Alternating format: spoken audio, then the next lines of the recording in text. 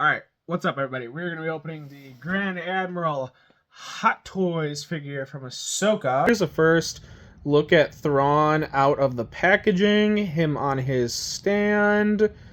Very good likeness to Lars Mikkelsen, I think is how you say him, and his brother Mads' his last name. But yeah, if you didn't know, that the actor who plays Thrawn is the older brother to the actor who plays Galen Erso. So now we'll get a closer look at Thrawn in a second, but we'll take a look at what else he comes with first. Alrighty, so right here we got the extra open hands for Thrawn.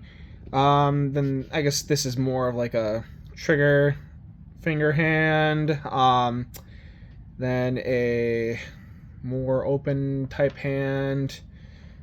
Closed hand. Then we got, I'm blanking, but I think these are, they're not the comm links. Oh, I'm blanking. I'll put it on the screen what they are.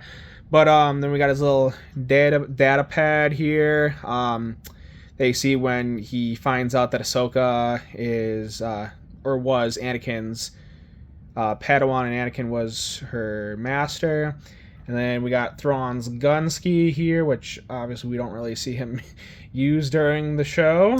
And then right here, you just plot. I'm gonna peel that off, but this came apart separately. This little stand here, but it's just a little hologram with. I always butcher the name of his ship, the Crimea, I think is how you say it right here. So on display, I'll have that there. But yeah, so now let's get a look at Thrawn's articulation and such. Alrighty, so to be honest, I'm really not digging the data pad look here. Mainly just my OCD is like, I don't like seeing his arm exposed here, and it just doesn't rest too well in his hand here, and his arm articulation, which again we'll go more into, is kind of not really it for me.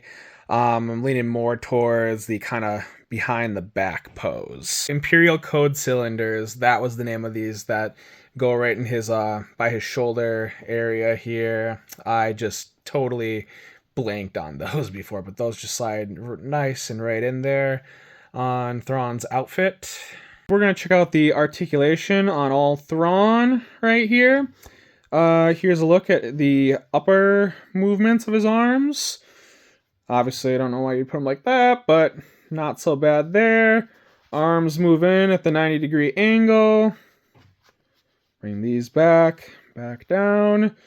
The movement going, like, kind of like raising him up, his arms up is kind of a little bit limited right there, but is what it is. Then we got the movement up to here. I don't like how kind of exposes his elbows on the figure, but is what it is.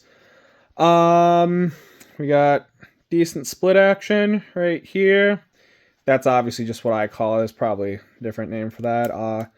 Leg articulation goes back here. Not much to work with on the boots, but yeah.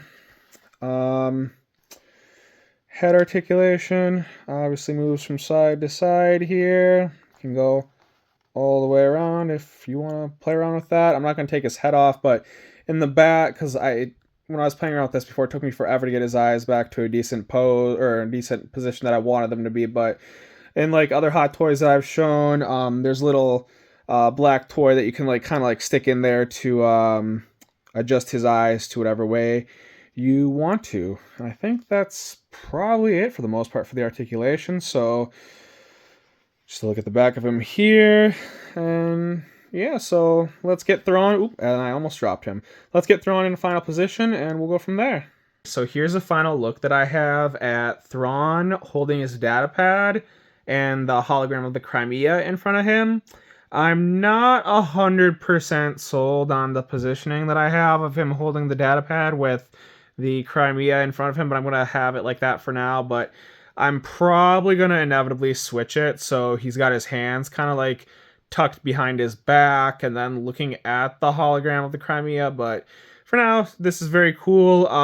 Happy to have him in my collection, and he'll look good in the Detolfs, waiting Night Trooper to go with him, and Captain Enoch whenever I get Enoch in, because he is on payment plan. But yeah, so thank you for watching, guys, and stay tuned for more videos.